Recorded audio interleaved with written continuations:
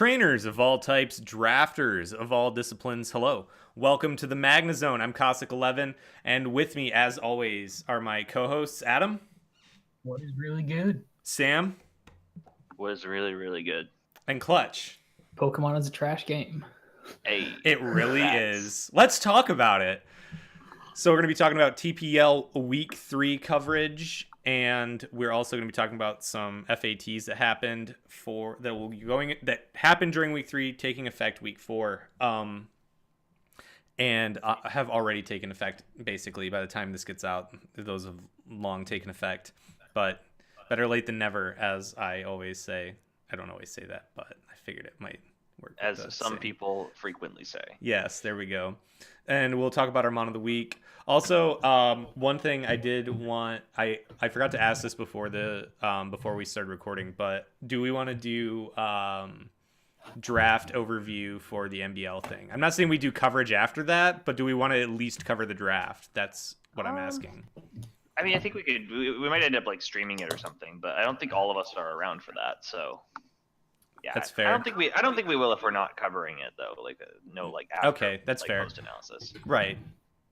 I just figured. Okay, so I might stream it. We'll figure out logistics because I don't know what I'll have in terms of availability that day because I have a bunch of family coming over. So I'll be like drafting and stuff and probably be in voice chat, but I won't be.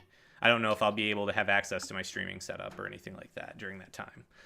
So, anyways, going back to what we are covering, which is the TPL, and it's Week 3 that we're covering, and our first match is the Indianapolis Ponytas versus the Georgia Tech Beedrills. Indianapolis brings Araquanid, Tangrowth, Comfey, Hitmonlee, Excadrill, and Mega Pinsir. Georgia Tech Beedrills brought Mesprit, Manaphy, MagneZONE, Kangaskhan, Swampert, and Chestnut. This was a 3-0 victory for Indianapolis. Clutch and I helped Nadia build for this one. It was actually kind of a decent match, but Comfey was just... Comfey is too much for that team. Yeah. I was on the other side of this building, and that was not the team we expected to come.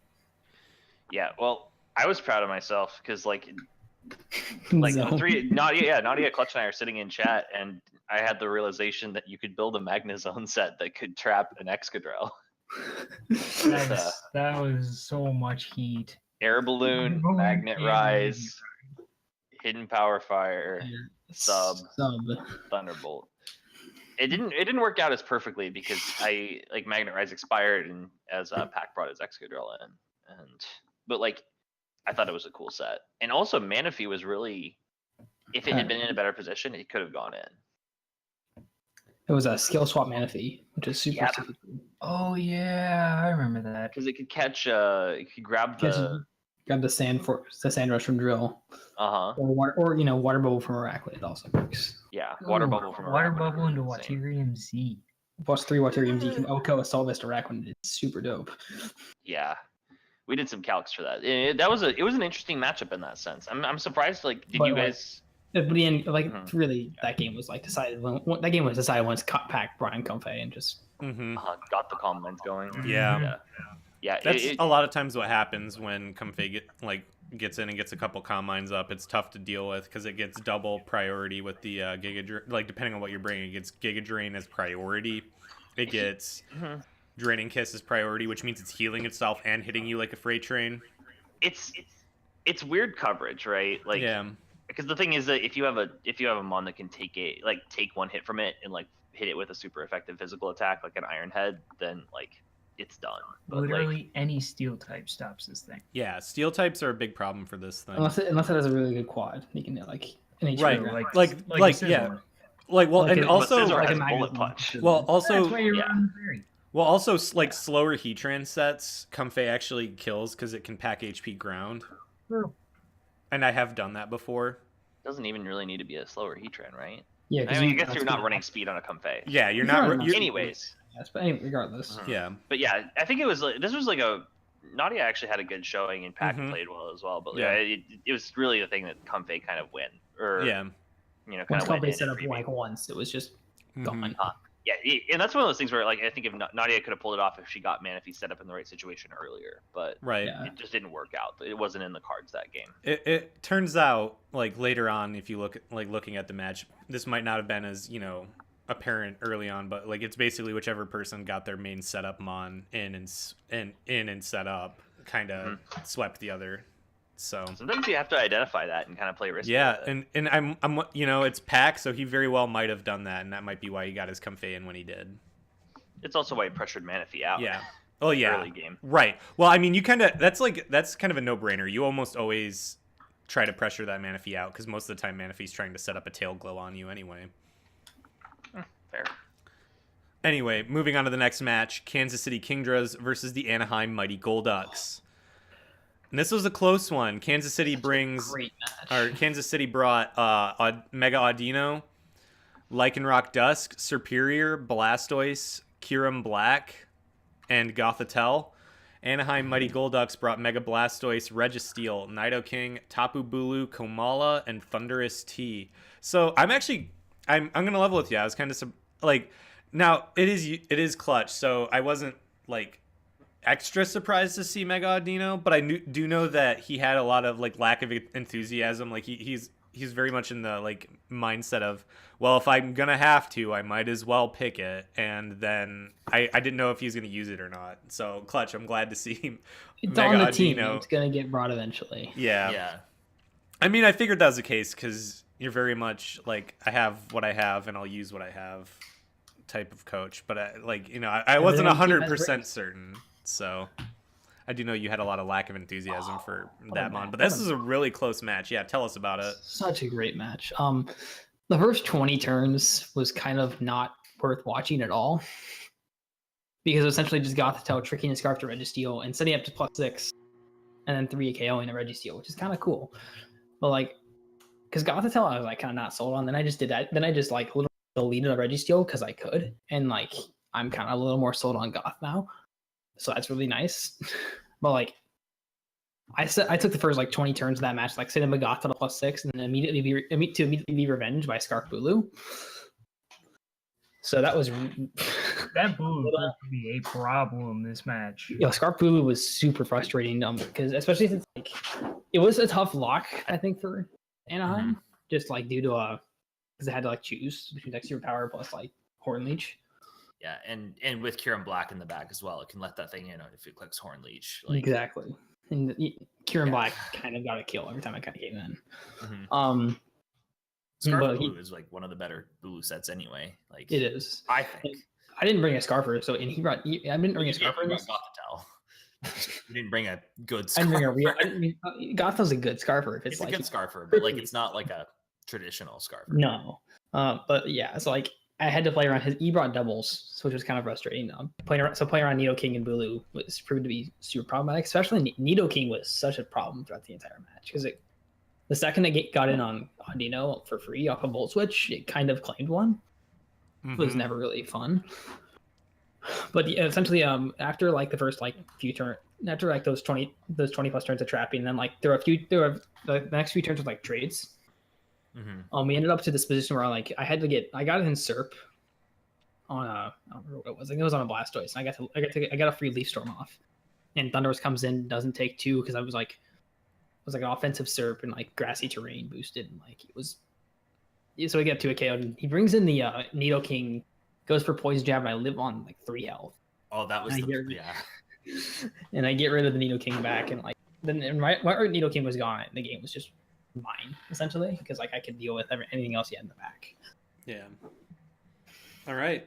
I don't know if anyone else has any thoughts on that game, but like, it was yeah. I actually thought it was really cool that like Mango's kind of showed out as well. Like his first couple of weeks, I was like kind of worried. I was like I hope he's he picks it up. And he did. Like he I mean, Mega Audino was the last thing left standing here.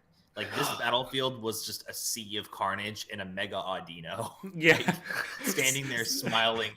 Like this is fine.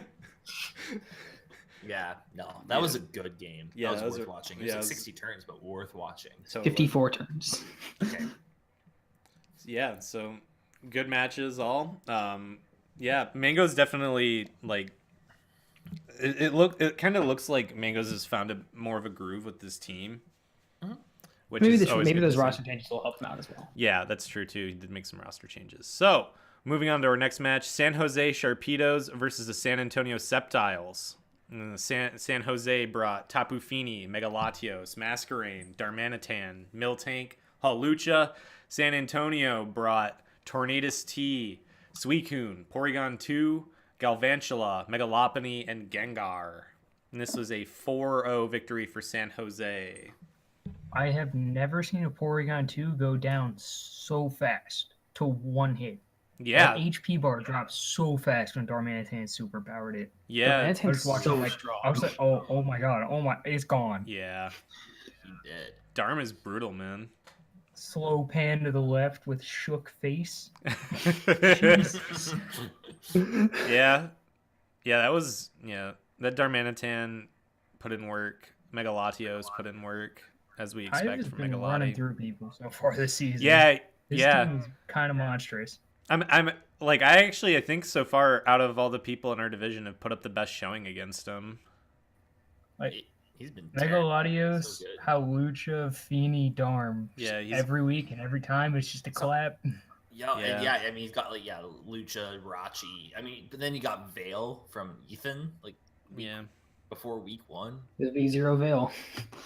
And he's got Webs, and he just put a Pikachu on that team. He would have had Webs if Max Screen didn't get hacks the shit out of it. Yeah. 30% power from a Thunder into the 25% chance to power. I think it's 30%. 25 or 33. I think it's 33. Either way, that's some bad odds. Yeah, it used to be 25. I don't know if it's changed. Yeah, I think it's 30 now, but like whatever. Yeah, still not like, the odds aren't in the favor there, but yeah. So I mean, odds. Yeah, let's keep referencing young adult fiction. Anyway, Young adult fiction. I it's hit or miss for me, but that's neither here nor there. I mean, I feel like we're kind of skimming over this match, but like there's not much to talk about that like you can't see. Dominator, I think I missed Gen Dominator's Torn. Oh. And so it didn't have any speed. Uh-oh. So it kind of cost him around Mega Lati. I mean, possibly, but I would say maybe you might be right, but he also didn't run any speed to beat my Alakazam. No, he told me he didn't. The Torn that I gen didn't have any speed after the match. Oh, okay. So it was on. Okay, so that's fair. All right, so that might have caused some problems there. So hard to say what would have changed. That's why and that's not 100% your fault either. That's like you kind of these are things that you got to double check stuff when you're having someone gen for you just in case. It's always good to double check. You can't like do that enough basically. So it is, like, because you don't know where the error could have happened, so it's best always check happiness if you have them on with return. Facts. Yes. Because happiness gets reset after it gets traded. Yes. And PK Hex doesn't auto max happiness. It doesn't. You have to actually forcefully make it. Right. Yeah. I thought it does. It doesn't. It doesn't for me. It did. Do you have? It might be because you have an older version of like auto legality mod or something like that. But anyway. Because the podcast discussion of mechanics. Well, because I actually when I genned my Diggersby with PK Hex, that happened too in week 1, and then from then on out I made double sure that I had max happiness whenever I was running return on that thing. So it's definitely something. These are all things you should check. Double checking is never a bad thing. And it's not like some people think that like when you double check that you're showing like a lack of trust in the person who gen the team for you and that kind of stuff. No, you're just double checking because mistakes happen and it's best to head them off at the pass before they become a major issue. So, moving on. The next battle is the Lancashire Luxrays versus the Seattle Supersonics. I don't want to talk about this.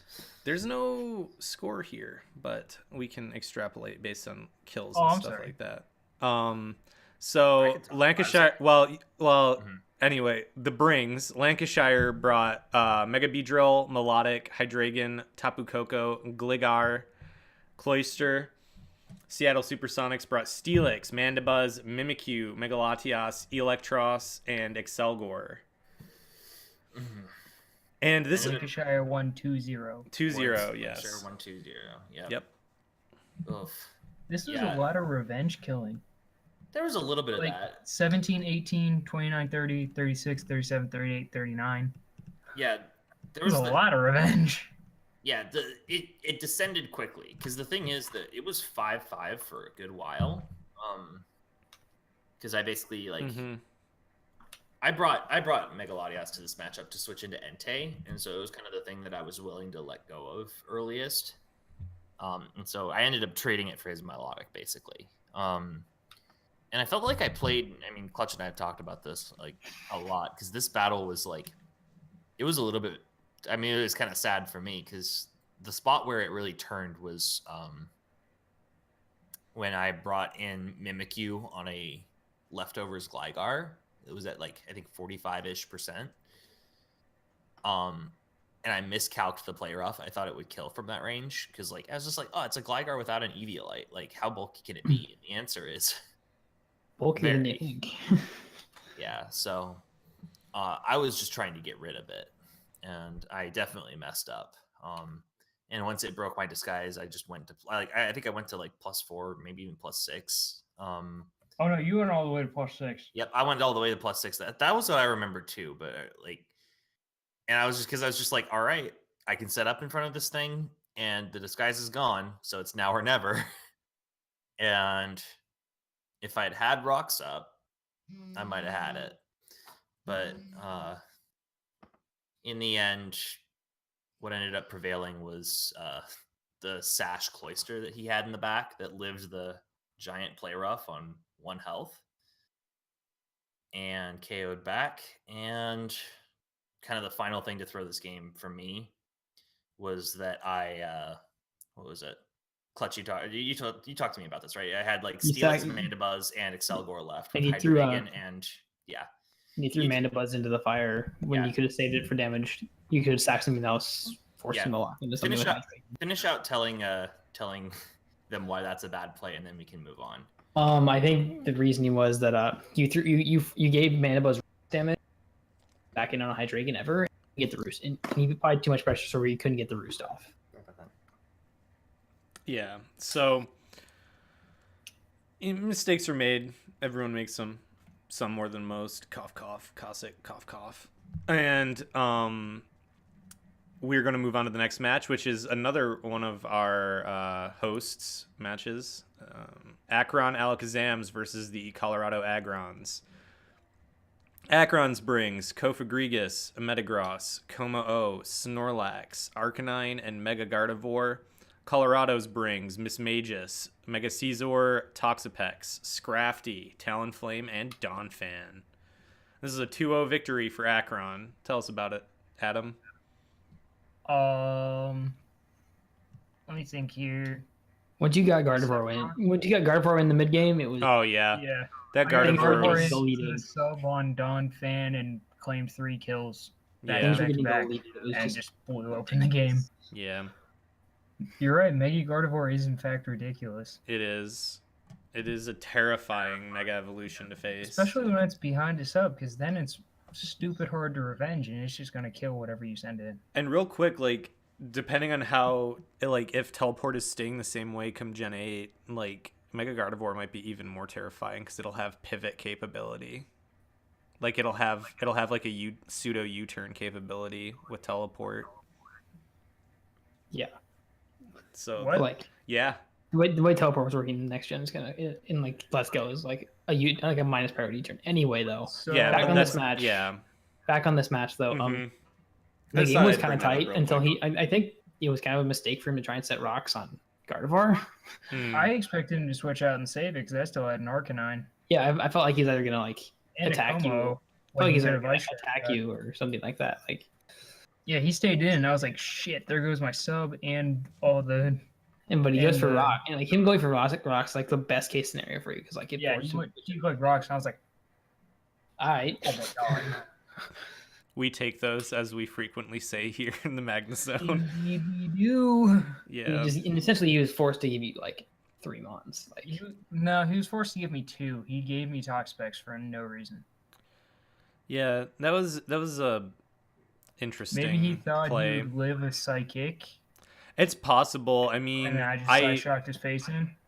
I guess it depends, because some people, like, there are people who maybe don't quite get Mega Gardevoir's power, or they think about it more on the fairy side and kind of forget the psychic side. That's something that frequently happens. And I know, because I've made the mistake a couple times of switching well, not a couple times, but I made the mistake once, and I think it was season 1 of RDL, actually, of switching a Toxapex into Mega Gardevoir, and that's a mistake I will never make again, because it's not a good idea. Don't do it. You'll lose your Toxapex. You might get lucky, but like yeah, it was an interesting play. I also had HP Fire on there in case you want Mega Scizor, so I could just blow that behind the sub. Yeah. And so. And it was modest. Yeah. Modest Gardevoir had a great speed tier against that team. Yeah. Just late matched up, because like there's a kind of a subtle gap. Yeah. That lets the base 100 run Modest pretty fast. There's a slight. Not a big speed gap, but there definitely was one. There's enough of one for you to put that Modest Mega Gardevoir in there, which is pretty sure painful. It was Adamant Arcanine too. Oh wow, yeah. Because there's a definite dip between Lottie and Miss Magius and like Scizor. Yeah, it's pretty wild. Yep. All right. Well, moving on to Waynesboro Gallades versus Galesburg Gliscors. This was. Waynesboro's brings Victini, Buzzswole, Druddigan, Mew, Zeraora, Greninja versus the Gliscors Rotom Wash, Infernape, Goodra, Nidoqueen, Bronzong, and Mega Pidgeot. And this victory goes to Waynesboro 2-0. So there's some. It was a pretty back and forth match. Yeah, there was a lot of back and forth here. Mega Pidgeot fell, and I didn't understand why. Kind of. Yeah, that. I don't know. It came into Revenge of Greninja. Maybe he thought it was like Adamant or Modest, but it turned out to outspeed him. Yeah, and it nailed it with a Scald. Took it out. Oh, that Mew set. Mm-hmm. Mew. That Mew was the pretty rock good. Polished Swords Dance, Throat Chop, Zen Headbutt. I think it was. I think that's what it was. It was a thing. Yep. Definitely. And Zeraora doing its revenge killer stuff, getting that knockoff on Goodra to take it out. Buzzwole just late game. Yep. Just being scarfed. Yeah, he did a good job keeping Buzzwole around for that late game. Bronzong did. Oh my god! I just had a stroke. Bronzong did a good job taking on Mew, because he didn't toxic stall that plus gyro a few times. That could have actually started sweeping. Yeah, that would have been a big problem for his team if he. What was the new set? I didn't actually get to watch this game. Swords Dance, Rock Polish, Zen Headbutt, Throat Chop. That would answer you. Yeah. Which is pretty nasty against Galesburg. Like that's actually a pretty good, like. Yeah, like it actually set for that lineup. Back. Yeah. Or at least the 6 that he brought. Yeah. So getting rid of that, with the Bronzong, that was really good. You did a good job with that. So yeah, like you said, there's a lot of back and forth, and you can tell if you just like. I mean, not all of our listeners might have access to the sheet, but if you do have access, if you look, you can see just on the turns that things died. Like we got turn 7, turn 9, turn 16, turn 18, turn 20, 21, 22, 23, 24, and 25. Like it's rapid fire towards the end there. Like once you get past once you get past like once you get to turn 16, things start dying quick and then quicker. It's very rare that you see like this kind of, well, it's not super rare, but like it's crazy, like the rapid fire, like 5 turns, technically 6 turns, everything dying. So, yeah. Good match all around though, 2-0. Respectable match from both sides there. Ethan putting up a good showing now that he's made those free agent transactions. Those are really helping him out. Really stabilized his roster. So, moving on to the next match. Diglett's Down Under versus the Ohio Ninetales. This game was ugly. Yeah, Oh so my gosh. Like, what happened here? Diglets brought Terrakion, Forretress, Megamanectric, Yanmega, Quagsire, and Drapion. Ohio brought Smeargle, Cresselia, Mega Venusaur, Garchomp, Silvally, and Umbreon. Bulk v bulk. This game was ridiculous. Yup. Very early on, Smeargle took out Terrakion, which is like one of Sakura's only breakers on this team that can deal with like Umbreon plus like Venu. And it ended up just being Sakura trying to get in Yanmega to get damage off on things. This is for reference. Like, I will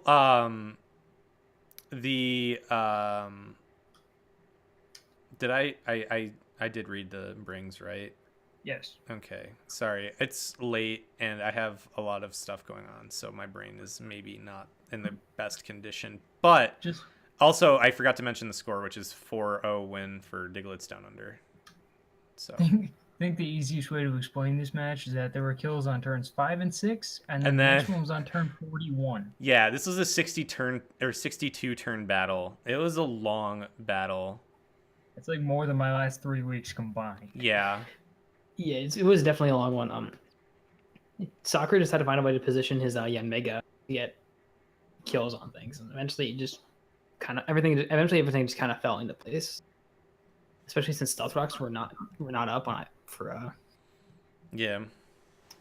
for the Diglets, because they were pretty quickly pretty quickly removed. Mhm. Actually, they weren't even gotten up because it was an SD taunt on Sakura's side, which is it was a really nice bring, but like it just got beat down by a Smeargle turn 1. Yeah, it's pretty nutty. I mean, there's like, this is another one of those matches. It's tough to talk about matches that are kind of like this one-sided, right? Because usually what happens in the situation is either a big play opens things up, and then there's not much to talk about after that, or whole lot of nothing happens, and then suddenly everything happens at once. And that's what happened in this case. Was nothing happened for the longest time. There's a lot of back and forth and chip and chip and chip. There was a lot of Star Wars. Yeah, I'll have you know. there was a lot of mini Star Wars that happened in this. I mean, and if you look at the team brings, it makes sense because we're talking like a team with Forretress, Quagsire, and like with their big breaker out early, versus a team with Cresselia, Mega Venusaur, and Umbreon. So just looking at the brings, you know you're going to settle in for the long haul here. So, and yeah, Sakura just, managed to get Yanmega in when it was like at the right times to pick off low health mons. And Bug Flying was just perfect coverage on that bulk or Crass Mega Venu, and yeah. Umbreon just don't take on those hits very often. Nope. It is yeah, definitely had a good advantage over that bulk core. So, end of the day, Diglets take the win, 4-0, Ohio. Had a rough time of it. Moving on to our final match for week 3. This was my match, Can-Am Driftblims versus the Philadelphia Flygons. My brings were Archeops, Mamoswine, Amoonguss, Slowbro, Mega Slowbro. I know it doesn't say on the sheet, but Mega Slowbro. And Zapdos and Rhyperior versus the Philadelphia Flygons, Hariyama, Jolteon, Slowking, Heatran, Lando T, and Mega Sharpedo. This is a 3-0 loss for me.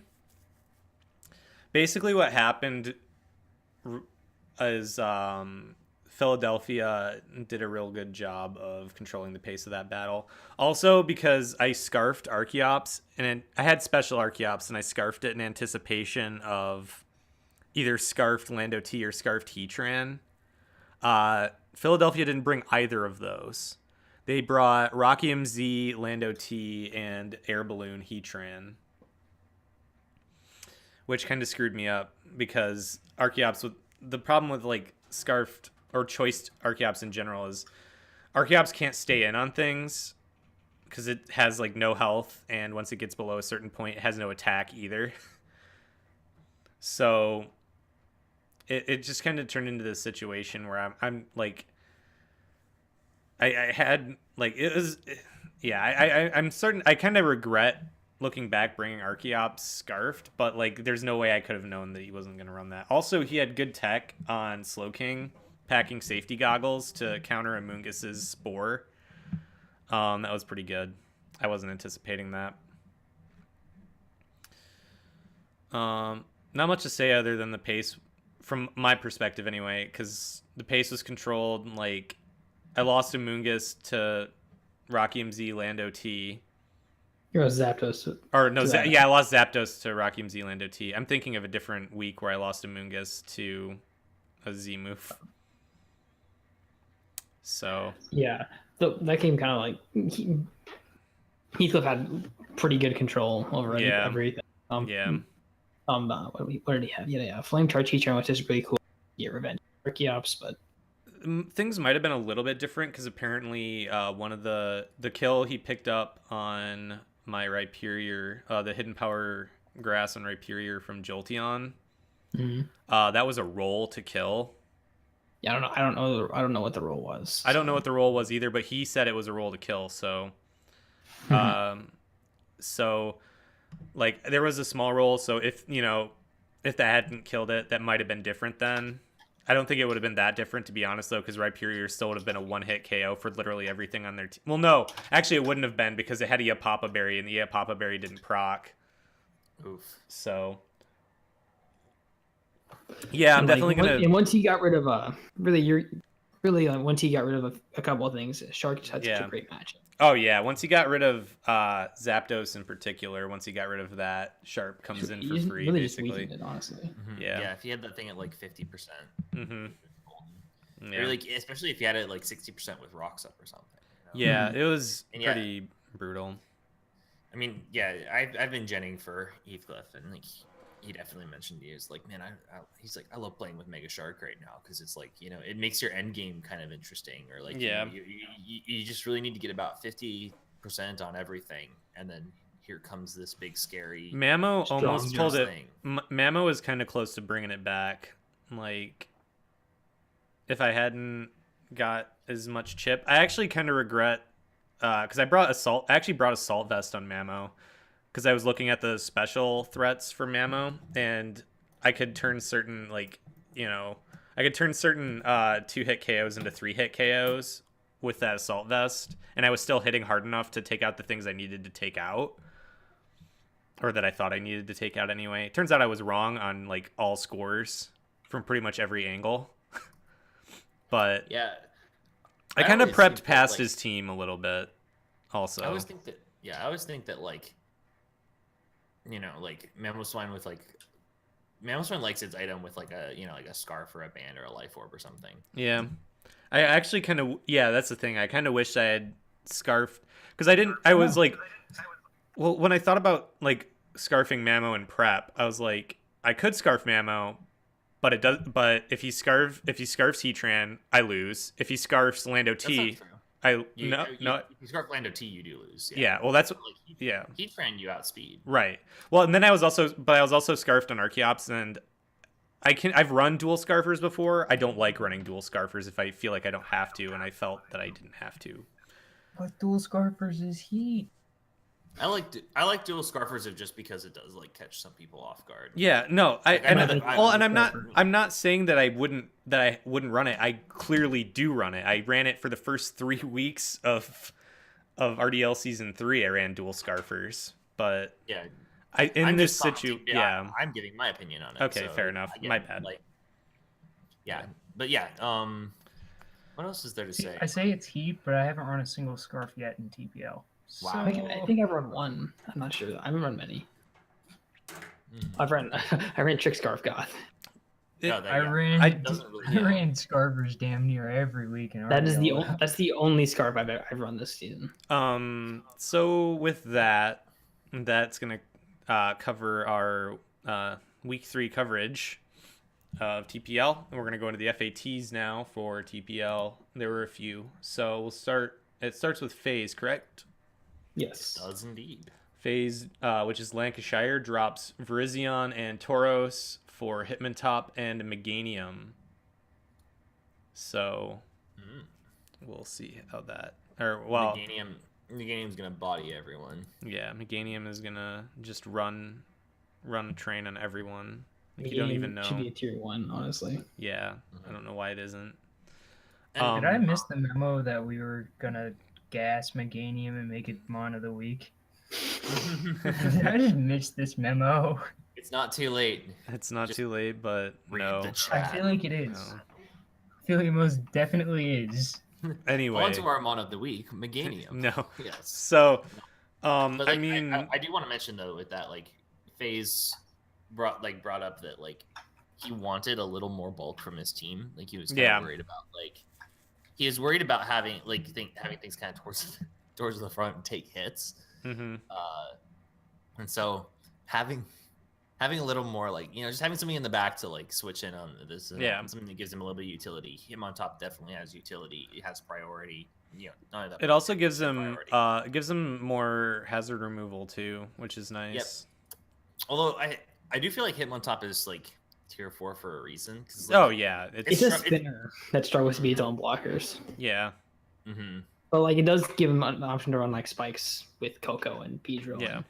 And not have to like run. It gives another form of like hazard removal. Yeah. It frees up some move slots. And I do think that Rapid Spin is a little bit underrated for that reason of just like preserving your own hazards.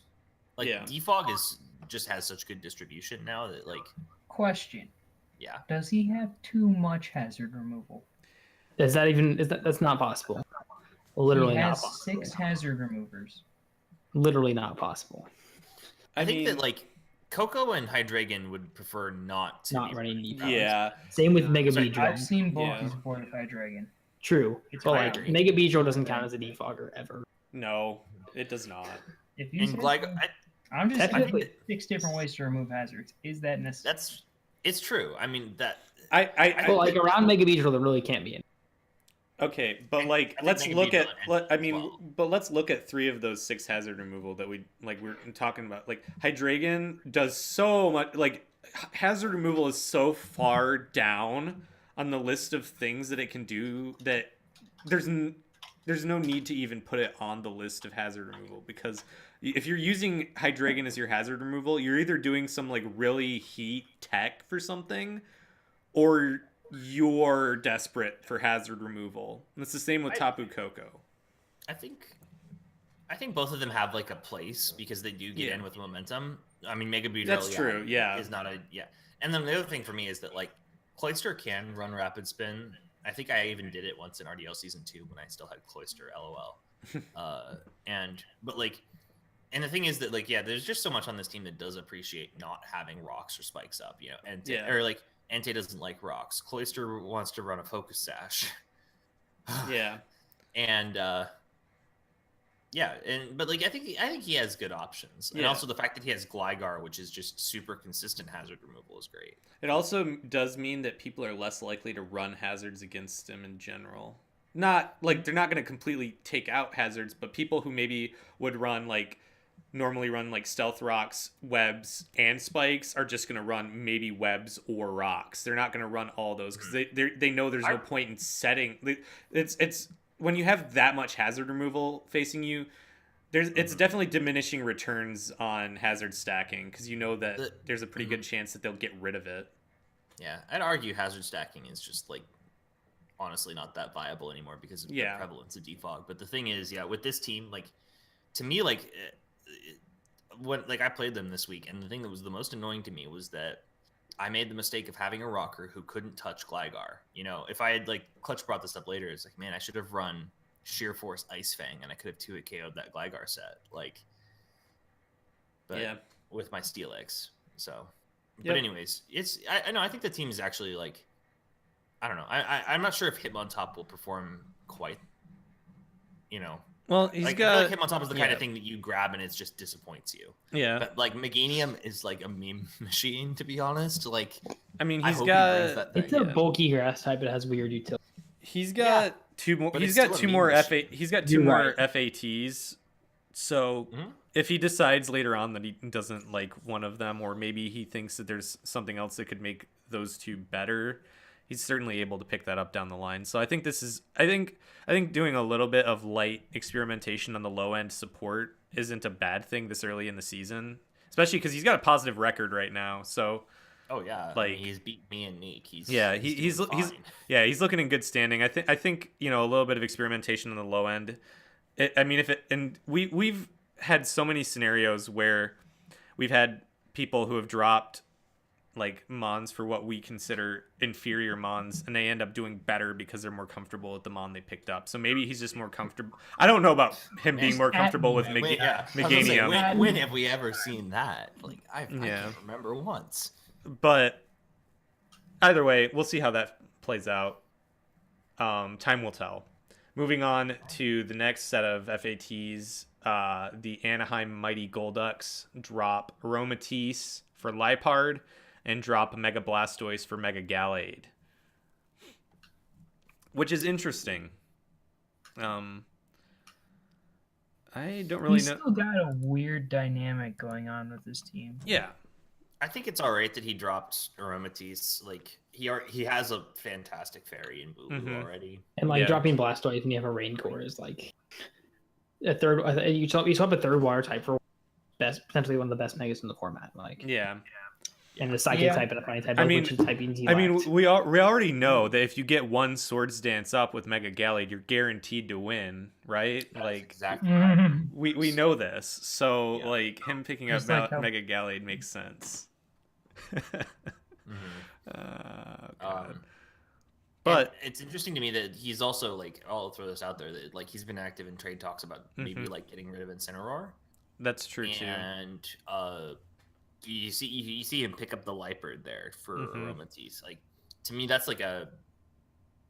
I mean, I kind of have to think that he was like thinking forward in that move. Like he wanted another dark. He wanted to budge a dark type because he felt like Incin didn't fit on the team. Which finding a fire type that fits on Rain is kind of tough. Yeah, it is tough. And you can live without a fire type in the format. You really can. So especially when you have a Registeel as a fairy resist, you're probably fine. Yeah. Yep. Giant ball of iron that sets rocks and doesn't afraid of anything. Unless it's a Trick Scarf Gothstell, then it's really scared. Well, it's 20 turns worth of scared. And after that, it's dead. Jeez. But anyways, no, I think this is a good move towards like a more cohesive roster. I really love Mega Gallade on that team. It feels a high speed tier. Feels two separate fightings. It's easily one of the best things in the format. I love it on this team so much. Yeah. I think these were good trades overall. So moving on to Indianapolis, dropped Exploud for Uxie, or dropped Exploud and Uxie for Azelf and Mr. Mime. So Mr. Mime about to tell some people to shove it. Topical references. Got it right in time for the memes. Yeah, baby. So, born too late to explore the seas, born too early to explore the stars, born just in time to explore Mr. Mime in the format. That's where we're at. Anyway, so now that I've been killed by Sam, how do we feel about Azelf? I like Azelf as an offensive psychic on this team. Yep, and it's got, I like Azelf as in general. It's one of those mons that's always kind of like in the middle of that list of mons I want to use, but never get around to drafting. So, and I think the way he was using Uxie just to kind of make him go a more offensive approach on it. So Azelf just naturally is kind of a fit. Yeah, I think honestly, I think that's what drove most of that transaction was he looked at like how it's also a high speed tier, which is it's a higher speed tier than Pinsir, which is appreciated on this team. Yeah, and I think what kind of maybe some of the thought process there is he looked at Uxie and he's like, I want this but better, and so was like, oh, I can, if I do these trades, I can get Azelf, which is Uxie but better in certain roles. Yeah, I think it sacrifices a little bit of like Uxie to me is just like, I really love that mon. It's great support. Oh I mean, yeah. obviously it's passive as hell, but The Azelf thing is is, he already had all the support he needed. Right. And Yeah. Tangrowth, Roninade, Yeah. T-Bar can be bulky. Mhm. Bolgat just kind of sits there on most games. Yeah. So I don't want to say too much because I know a lot of the thought process going in, and I'm trying not to give everything away. that's fair. But yeah, No, I get that. I think that Azelf is to me, it's something that like makes the team scarier up front. Yeah. And the team was already scary. oh yeah, just wait. That you're about to have nightmares and problems. It's gonna be like when Thanos throws a planet at people in one of the Avengers comics. Like, yeah. that's Pac in TPL throwing planets at people. Yeah. Prepping for drill and sand is already hard enough. Yeah. I need just another fast offensive threat. It's just awful. Yep. And like psychic, like mono psychic is tough to deal with in general. So and mono psychic on the offense is tough. Anyway, that's tenacity, pot, and great coverage. Yeah. So that brings us to our Mon of the Week. And we've been doing a lot of high tier stuff until last week where we dropped down to Beware. We're kind of swinging back down to the low end, trying to give you some good low end picks to look at. And today we're plumbing the depths of tier 5 for... It's very tall. Yeah, we plumbed the depths, and then we realized, well, we were about to plumb the depths, and then we realized we didn't have to because we have this big palm tree sticking out of the depths, and its name is Alolan Exeggutor, and it's borderline. It's definitely borderline between tier 5 and tier 4. Some leagues have it tier 4, some have it tier 5. I think it fits in either of those tiers. I think it's a weird mon, but in a good way, if that makes sense. Let's talk more about it. I love the ability it has to just like on a standard.ext stuff. It's ability to set tricking for itself, be able to set up high base power moves on the special side. As a Z user, it's a really fantastic low tier Z user. Because Dragon plus Grass is pretty decent coverage offensively. Yep. When you're at a Z Draco and you get knocked, have to worry about the drops is kind of nice. Although I'm just looking back at the times I've used it because I had it in a league recently, and this thing always put in work. Interesting. It's bulk. It's kind of weird bulky outside of the Ice Quad. The wildest set Clutch, I think you actually had some input on it. Trick Room, Dragon Hammer, Leaf Storm, Explosion, Quiet, 252 attack, 252 special attack. This thing was going in. What the deuce? That's amazing. Nani? Lives. And I think it was Hammer Arm, right? Like you said, like yeah. It was hitting both sides. It gets Hammer Arm. That thing doesn't have arms? Well, I mean, it's it uses its... It gets everything it could need and more. Yeah, it also gets, its head that it uses to club people with. Yeah, so. But the animation shows a fist coming down. Which is really great, though. It's unnerving to think of where that fist may have come from. It just like emerges from the psychosis. It emerges from the pissed off head. Yeah, the angry head just like happens to have it's like Chuck Norris's beard. The angry head has a fist hidden behind it that like it just lifts up and. I understand. Also, it's really great for stall between Harvest and Leech Seed. Yeah. And Frisk is a super cool ability on just be able to scout. Awesome. Frisk is pretty sweet. I think that's kind of underrated, really. Frisk confirmed the fact I was losing 1 week. It's like even Frisk. Oh yeah, I remember that. You like Frisk like a. Oh, I just lose here. I switched in on a Volcanion thinking it was choiced into Steam Eruption. No, I think it's Poisonium Z. I'm like, oh. Oh, I know. Yeah. You switch in the Frisk shows you the item, and you just kind of like, I'm in danger. Oh my gosh. Yeah. Moreover. How is I just asked about Hammer? How is Alola frisking anything? Like, what is he doing? Well, when you switch in on like it's best not to ask, Sam. It frisks until it has the Mega Stone, and I just imagine like Exeggutor with the long ass neck bending down to whisper in my ear, "Hey, he has a Mega Stone." I'm like, "Thank you." Yeah, you should watch out for that.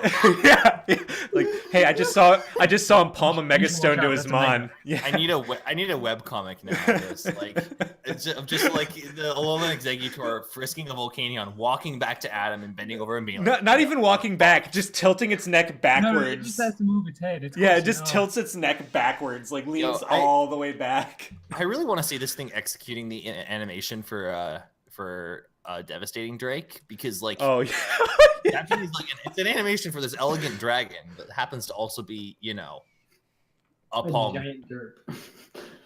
Yeah. I think there was someone who actually did. What was it? It was like a. Never mind. That was with a Wailord, and that was with a different Z move. But I was thinking of it was Wailord with Darkest Lariat. Yeah. Darkest Lariat Wailord kills me every time. I mean, this would also be pretty funny watching it use Darkest Lariat. Oh, Darkest Lariat! No, it's not even a set. It's such a shame. Yeah. But yeah, so I think that this is also like Alolan Exeggutor is a great pick, and we talked about like it being a great Z user, and like because it's typically so low tiered, like it's like in a system where you have a Z points, where you can afford to like. Oh yeah. It's a great Z user to slot next to like a tier 1 Z user. Right. In a point system, if you're looking for something to pick up that can feel like, and you have like leftover points and you're like, you're looking at your draft and you're looking at what you want your Z captains to be, and this is definitely a good option for you to pick up. Or, and it's one of those mons that can be it's one of those low tier mons that has a potential, if it hasn't been drafted, to be a free agent all-star where someone just picks it up and it just fits that niche perfectly on their team and goes in. Like it's definitely got that potential. I mean, you look at its stats, that base 105 attack, base 125 special attack. That's pretty respectable on top of having not terrible bulk.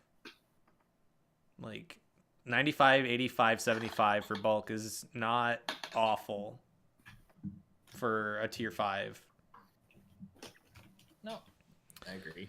You'll take a hit so long as it's not a nice move. Yep. So, Alolan Exeggutor. Definitely something you should look into picking up on the low end if you feel the need to break. This also works in conjunction with other Trick Room setters that you might have. For example, if you have like a situation where maybe... This is a rare situation, but if your stack attacker gets forced out after already setting Trick Room up, getting a Alolan Exeggutor in on that might be useful because, it's good under Trick Room. And vice versa, if your Alolan Exeggutor gets forced out. It sets Trick Room, right? Yeah, it sets Trick Room. It sets Trick Room, but it's also good on teams that already have a Trick Room setter that you're using. Right? Like, it has utility there, is what I'm trying to say. It's like edge case utility, but I feel like it's my place as the person who brings up all the stupidest ideas to alert everyone running it on to a Trick edge. Room team. Yeah, that's completely reasonable. Yeah. No, I get you. Yep. All right. Is there anything more to say about this mon? No, I think that honestly covers it. I mean, it's a tier 5, so there's only it's for a tier 5. It's actually kind of versatile, but that versatility only stretches so far. Keep that in mind. It's not going to be like a one. It's not going to, in most cases, it's going to be a mon that you pick up and it's going to find that good utility niche on your team. If you're picking it up for the right team, it's going to find that utility niche. It's going to pick up a kill or two here or there. And if you use it right, it's going to pick up an important kill or two here and there. And that's throw what it you on the need. team to make your opponents rage. Yeah. Really, if anything, you should be picking this up so that your opponents tilt and get mad and lose the game for you. I mean, that's definitely a distinct possibility. I swear, if anyone goes in on me with an Alolan Exeggutor, I just forfeit immediately. No, I will go in on you with Alolan Exeggutor. Oh, here we go. Next time Santoro streams, I'm bringing a whole team of Alolan Exeggutor. Dude, you can have different sets on each of them. It's like having 6 Charizards on one team. Maybe, yeah. We have done. Why haven't we done that?